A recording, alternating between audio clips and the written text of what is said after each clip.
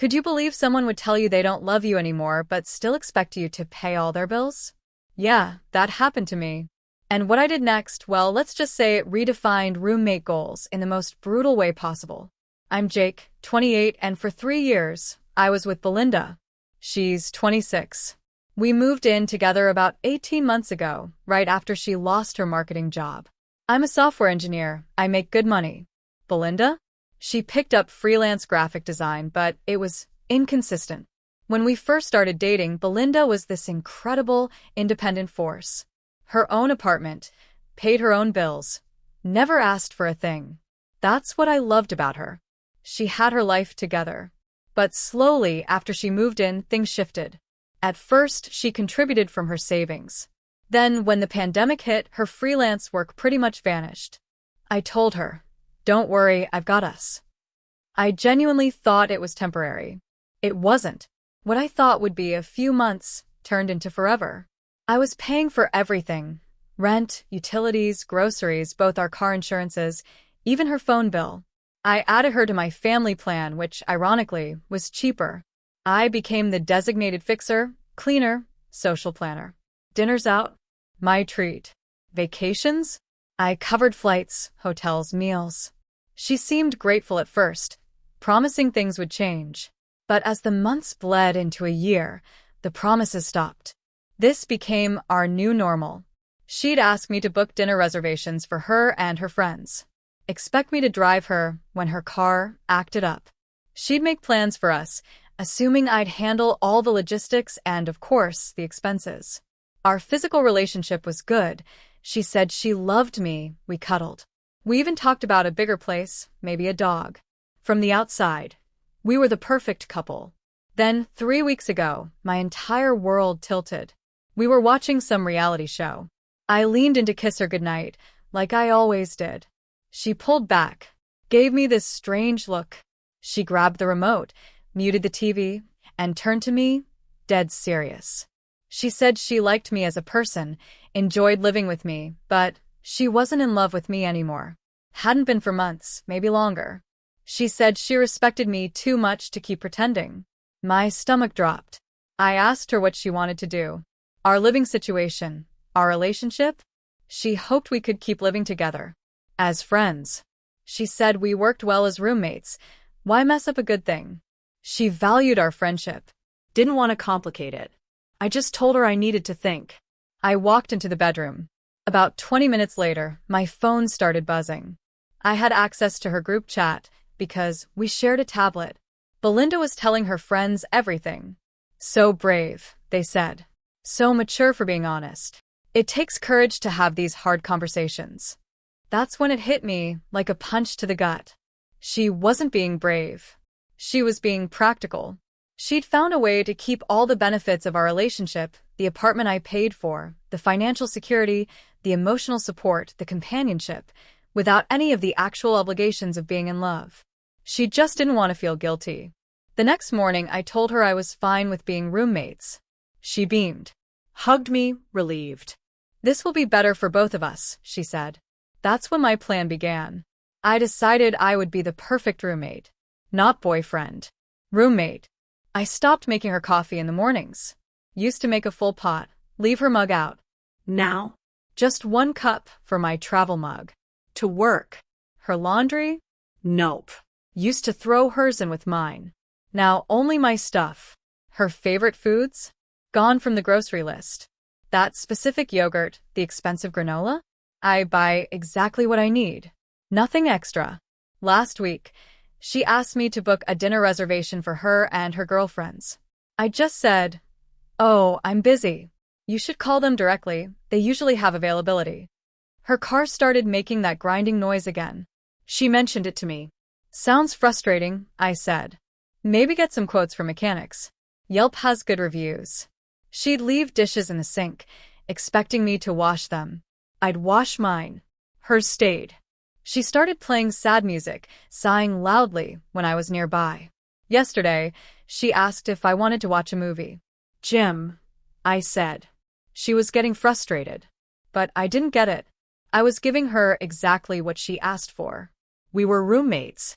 I treated her with basic politeness, respect. No extras. Then her phone got shut off. She came to me in a panic. I explained. Well, we're not a family anymore, are we? Makes sense you'd have your own plan. I even offered to help her set up service. I wasn't trying to be mean or get revenge. I was just being logical. She ended the romantic relationship. I was adjusting to that reality. I don't do boyfriend things for a roommate. Our lease was up in 2 months. I wasn't renewing. I'd been looking at one-bedroom places closer to my office. She didn't know. Roommates don't discuss long-term housing, right? Things escalated. Her frustration turned to panic. Her birthday came. In the past, I'd plan elaborate trips, dinner parties. This year, I wished her happy birthday. Asked her plans. She looked at me like I was speaking a foreign language. I assumed you'd handle it, she said. I reminded her. Planning celebrations is for boyfriends. Or yourself. We're roommates. She ended up ordering Chinese alone. The financial reality hit her hard. The phone bill, yes. But then her car registration expired, a $250 ticket, late fees. I used to handle all that paperwork. I removed her from my car insurance policy. Her own policy costs significantly more. She called me at work, asking why her insurance card wasn't working after getting pulled over. She kept asking for rides. Her car was still noisy. Last Saturday, she needed to go to Target. I told her I had plans to hike with my friend Mike, but I could drop her off on my way. How am I supposed to get home? She asked. Uber? Bus. She took the bus. It took over an hour. Heavy bags. Exhausted. She was realizing how much I'd managed. All the little things that make life easier. Now she had to figure it out herself. Being an adult? It requires planning and money. Her freelance work picked up slightly, a $800 logo. Gone in a flash. New phone bill, car insurance, traffic ticket, her own groceries. She was eating pasta and canned soup. My fridge, my pantry, full of fresh veggies, good meat, organic stuff. On my shelves. Last weekend, she asked to borrow food. I told her. Shared sections, sure. Salt, pepper. But the rest? That's my personal food. She asked for money. I said lending money to roommates can get awkward. Suggested friends, family, more freelance. Even her friends stopped coming over as much. Awkward. They'd whisper, staring at me. Patty, one of her friends, asked me if we could work things out. Said Belinda really cares. Maybe she got scared. I told Patty Belinda was clear. Not in love. I was respecting that honesty. Patty said, sometimes people say things they don't mean when they're stressed. I looked her dead in the eye. So, you think Belinda lied when she said she wasn't in love with me? Patty had no answer. That conversation crystallized it. Her friends saw it as a temporary problem. Belinda asked for a permanent change. I started going out more. Hiking group, gym, a cooking class I always wanted to take. Belinda was home alone most evenings now. I found an apartment. Closer to work, great kitchen, small balcony. Cheaper than our current place, since it was just a one-bedroom. I didn't sign yet. I wanted to give her notice. But she never asked about the lease renewal. Never. Then the landlord's renewal notice arrived. I left it on the counter. She found it. Are we renewing? She asked. I calmly told her. No. I've signed a lease on a new place. Next month. Where does that leave me? She shrieked.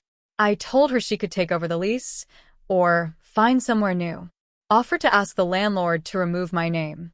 That's when she completely lost it. She started screaming. I was abandoning her. Pull. Punishing her for being honest. I stayed calm. Reminded her, roommates don't sign long-term leases without discussion. I assumed she'd want the freedom of an independent adult. You knew I couldn't afford this alone, she cried. You're deliberately putting me in an impossible situation. I pointed out she had 6 weeks to ask about the lease. We could have had this conversation much earlier.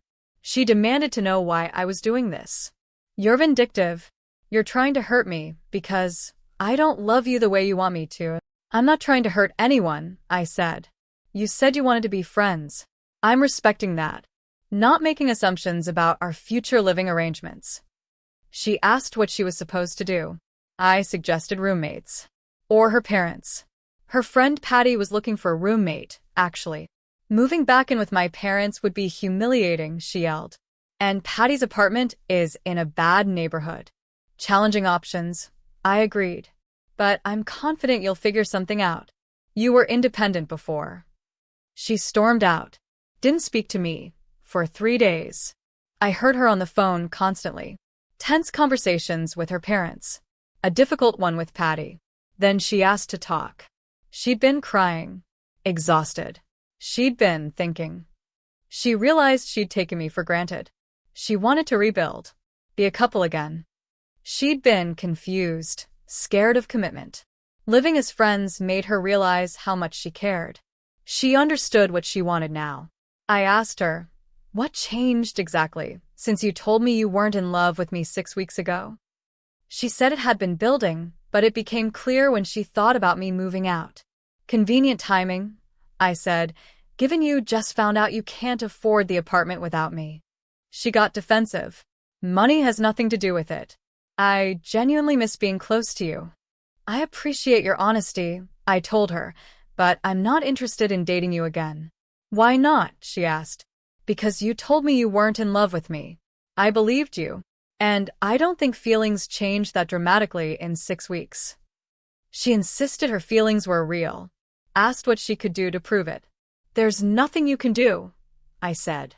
Because I'm no longer in love with you either. That wasn't entirely true when I said it. But in that very moment it became true. Something shifted. I was done. She started crying again. You're giving up on us too easily. Relationships take work. You're right, I said. They take work. And they take 2 people who actually want to be in the relationship. I no longer want to be in a romantic relationship with you. She went to Amanda's. I moved out next Friday. Packed my stuff. Hired movers. She came back the day before the move, probably expecting to find me having second thoughts. Instead, most of my stuff was boxed. Movers scheduled for 8 a.m. Are you really going through with this? She asked. Yes. She talked about couples counseling. I don't consider us a couple anymore, I replied. She argued we'd built something good. Shared friends, comfortable routine, teamwork. Those things, I said, describe a good roommate situation, not a romantic relationship. She got frustrated. Said I was being difficult, stubborn. I know you still have feelings for me. I can tell by the way you look at me. Interesting theory, I countered. But you're wrong. My behavior changed because my feelings changed. When exactly? She asked. Did you stop loving me? I thought about it. Probably the night I realized you told your friends about our conversation before you had even finished having it with me. That's when I understood you weren't interested in an honest conversation. You were just looking for validation. She started crying. I never meant for things to end this way. I believe you, I said. But intentions don't matter as much as actions. The movers came at 8 a.m. She stayed in her room, crying. I left my key on the counter, with a note for mail. My new apartment is great. Smaller, yes, but everything in it is mine. It reflects my preferences. A reading chair by the window. Plants on the balcony. My office, exactly how I want it. I've been dating someone new. Rebecca. She's a nurse. We met in that hiking group. She has her own place, pays her own bills, never asks me to fix anything for her. When she cooks, she cleans up. When we go out, she pays for herself. When she says she loves spending time with me, she plans activities with me. It's a stark reminder of what a balanced relationship actually looks like. Belinda texted me last week. Coffee? Closure? Apologize. I didn't respond. We had closure the day I moved out. She doesn't need my permission to apologize. I don't need to hear it to move on. From what I hear through mutual friends, she moved back in with her parents. Still freelancing, but also looking for a full-time job. Patty asked if I'd talked to Belinda. I said no. I hoped she'd figure things out, but I wasn't the person to help her. Some people might think I was too harsh. But she needed to learn that relationships have consequences. You can't expect someone to wait around while you figure out what you want. She told me she wasn't in love, so I stopped acting like I was. She wanted the benefits of a devoted boyfriend without the obligations of being a devoted girlfriend. When I stopped providing those benefits, she realized what she was giving up. But by then, I'd realized what I was giving up. My time, my energy, my money, to someone who didn't appreciate it enough to love me back. I was settling. I'm not angry with Belinda anymore. I think she's a decent person who made selfish choices. But I don't miss her. I don't wish things were different. I'm much happier now. And just when I thought I had seen the worst of betrayal, life decided to throw another curveball, one that involved my own family and a much, much darker plot. See, 5 years ago, when I was 20, my mom married Robert. I had a promising job and a girlfriend, Sarah. We met in college. Life felt perfect. I was making good money, saving up for an engagement ring, planning to move in with Sarah. Then James, Robert's son, entered the picture. He was 22, dropped out of college, living at home, supposedly working on business ideas that never materialized. From day one, he hated me. If I helped Mom, he'd reorganize the pantry. If I talked about my job, he'd interrupt with grand plans for his empire. I mostly ignored him, focusing on Sarah. We were serious, looking at apartments. She got along with my mom. I thought she was the one. Everything changed after a family barbecue. Robert loved these bonding gatherings. James met Sarah. I saw him staring at her all night. When she was helping Mom, he'd materialize, offering help, laughing too hard at her jokes. She wore a blue sundress that day. I remember. After that, living with James was unbearable. Sarah would visit, and he'd suddenly appear from his room, planting himself in the living room. He started texting her. Random stuff. Asking for book recommendations, advice about his non-existent girlfriend's problems, sharing memes. At first, Sarah would show me the messages, laughing, saying he was just being friendly. The red flags were there, but I was too trusting. He started working out at her gym. Started dressing like me. Even got the same haircut. Looking back, he was literally trying to become my replacement right under my nose. One Tuesday, I came home early. Client meeting canceled. I found Sarah and James on my couch, heads bent over his phone. Way too close. They jumped apart. Sarah claimed she was helping him with his dating profile. I confronted her later. She turned it on me. Said I was possessive. That James was like a brother to her. I wanted to believe her. The alternative was too painful. Around this time, I was saving for that engagement ring. I'd been putting money away for months. Then, one day, I noticed something off. Withdrawals I hadn't made. $15,000. My entire savings. Gone. Always on days I was at work, and James was home alone. When I confronted him, he just smirked. Prove it. Then, before I could process anything, he ran to Robert, his dad, with an outrageous claim. I had stolen $10,000 from him. He spun this elaborate tale about saving cash for his business. Robert, who always favored James, believed him instantly. Then James produced fake bank statements showing transfers from his account to mine. They looked real enough. Robert bought it. Even my own mother, who raised me to be honest, looked at me with doubt. The final blow came via text. Sarah broke up with me. I can't believe you'd steal from your own family. I saw signs of your greed before, but I ignored them. A week later, I saw them. Sarah and James. At a cafe. She was wearing the promise ring I gave her. Holding his hand. Laughing. My whole world shattered. Everything made sense. The texting. The gym. The friendly chats. They'd been seeing each other for months. That evening, Robert gave me 24 hours to return James's money or move out. I tried to show him my bank records, proving my money was stolen. He wouldn't listen. My own mother watched, silent. I packed my things that night. My college friend, Marcus, let me crash on his couch. The next few months were brutal. But losing everything? It became my motivation. I channeled all that anger, all that pain into work. Within a year, I started my own software development company, specializing in security applications. Ironic, right? My company exploded. 3 weeks ago, after my first post, a guy named Mike reached out. James's close friend back then. What he told me, the betrayal was even worse than I imagined. Mike and I met at a coffee shop. He was nervous, checking his phone. He said James had been plotting to steal Sarah and my money for months. It wasn't some impulsive romance. It was a calculated plan to destroy my life. Mike showed me text messages. James bragging, saying I didn't deserve what I had. He was jealous of my job, my savings, my relationship. He outlined a strategy to get close to Sarah, playing the caring friend, slowly poisoning her mind against me. The manipulation was elaborate. James created this whole narrative about me for Sarah. He told her I talked badly about her, made fun of her career choices, said she wasn't smart enough. He invented stories about me having a gambling problem, even showed her fake betting slips. He even made up stories about me pressuring other women for dates. And the bank statements James used to frame me? Mike admitted he helped create them. Photoshop. High-quality scanner. Hours making them look authentic, even using paper from the same bank.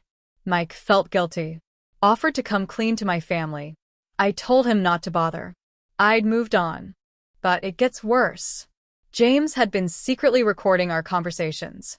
He'd provoke me, then edit the recordings to make it sound like I was admitting to stealing from him. Dozens of manipulated audio clips, ready to use. The most painful revelation: Sarah wasn't an innocent victim. She was an active participant. Mike showed me screenshots of their conversations. Sarah suggested making me look financially irresponsible. She knew about the fake bank statements. She helped create the gambling problem narrative. She even gave James access to my phone. Knew my passcode because I trusted her completely. They used it to get into my banking apps. She installed a tracking app, so they'd know when I was coming home. The $15,000 they stole? My entire savings for our future? It funded their secret relationship. While I was working overtime, they were taking weekend trips to luxury resorts. Mike showed me their Instagram stories hidden from me. Expensive restaurants, high-end hotels, Sarah in new designer clothes. What sickens me to this day is remembering how Sarah would talk about saving money with me, being careful. We need to save for our future, she'd say, as she was spending my money with James. Then my mom called. Crying. She misses me. Wants to make things right. Robert's been distant. She's seeing cracks. Part of me wanted to send her all of Mike's evidence. But I've rebuilt my life. Success is the best revenge. 3 months later, James and Sarah got married. A rushed ceremony at the courthouse. Ashley, a mutual friend, told me. It was a far cry from the lavish beach wedding Sarah used to dream about with me. James spent the reception networking, begging for investors for his new crypto idea. Sarah was showing off an expensive engagement ring, bought entirely on credit. Their financial situation was dire. James lost his job at Robert's company after costly mistakes. Sarah's shopping addiction had spiraled. Maxed out credit cards. Last week, James showed up at my office. My receptionist tried to turn him away, but he made a scene. I gave him 5 minutes. He was a wreck. Wrinkled clothes, unwashed hair, dark circles. Nothing like the arrogant guy who destroyed my life. He broke down. Confirmed everything Mike said. Planned it all with Sarah. Stole my money. Destroyed my family relationships. But that wasn't why he was there. Sarah had a serious gambling addiction, started right after their wedding. Online casinos, sports betting. To fund it, she started stealing from her accounting firm. Manipulating books, diverting client payments to her personal accounts. She stole over $50,000. Her company gave her an ultimatum: repay in a month or criminal charges. And then the kicker: Sarah is 3 months pregnant. James spent an hour crying, begging. He offered to sign a legal document admitting he stole from me years ago. Promised to tell our parents everything. He showed me their mounting bills, final notices. The amount they needed to save Sarah from criminal charges was exactly double what they stole from me. He tried to frame it as cosmic justice. If I helped, they'd pay me back double. They'd be indebted to me. I sat there, remembering nights on Marcus's couch, working multiple jobs. My mom's tears. Years of family relationships ruined. James looked at me with desperate eyes, expecting the old me, the forgiving stepbrother. Sarah called me later, from an unknown number. Hysterical. Pleading. Mentioned the baby. I can't give birth in prison. Claimed she'd changed, regretted everything. Thought about me every day. The same lies she used to tell, just with higher stakes now. I had James's evidence of their theft in my email. Part of me wanted to forward it to Sarah's employer. Part of me just wanted to keep ignoring them. After careful consideration, I didn't give them the money. Instead, I forwarded all the evidence James sent me, along with Mike's details, to Sarah's employer. Some call it revenge. I call it justice. They needed to face consequences. Sarah's companies still press charges. My information helped build a stronger case. They found she'd stolen closer to $75,000. She was arrested 2 weeks later. Embezzlement. Fraud. She's facing serious time. James finally told our parents the truth, but only after everything fell apart. He confessed to stealing my money, framing me, destroying my family relationships. But it wasn't out of guilt. He needed a place to stay after they got evicted. Robert sent me a text apology. It read like a legal disclaimer. I apologize for believing James over you. It was a mistake. My mom started calling, texting constantly, begging for reconciliation. Sarah and James have suffered enough. With the baby coming, we should be a family again. She even suggested helping Sarah avoid prison would be the noble thing to do, since I'm financially successful now. I blocked her number after that. Sarah's parents cut her off completely. No help with legal fees. They were already suspicious about our breakup. This confirmed their worst fears. James and Sarah moved back in with Robert. James is working at a fast food restaurant, saving for Sarah's defense. Sarah's under house arrest, ankle monitor, no internet access because of her gambling. My mom showed up at my office last week, crying about Sarah struggling with her pregnancy under house arrest. Your future niece or nephew shouldn't be born with their mother in prison, she cried. I had security escort her out. Robert tried to reach out through my company's business email. Suggested handling things privately if I withdrew my statement. My lawyer sent him a cease and desist. Some relatives posted on social media about how cruel and unforgiving I was. They don't know the whole story. As for me, my company has expanded. I recently got engaged to Emma, who I met at a tech conference. She knows my entire story. She understands why I keep my distance from my family. We're planning a destination wedding next spring. No, my family won't be invited. Some people might think I'm harsh, especially with a baby involved. But I believe they're finally facing the consequences of their own choices. Their current situation isn't my responsibility. And pregnancy isn't a get-out-of-jail-free card for fraud. I've blocked everyone except my mom, though I rarely respond to her. She still sends emotional texts about forgiveness and second chances. But I've learned sometimes the best response is no response at all. My company is thriving. I'm happily engaged. And I found that success truly is the best revenge. What would you have done in my place? Have you ever faced something like this, where you had to choose between forgiveness and justice? Tell me what you think. I really want to know.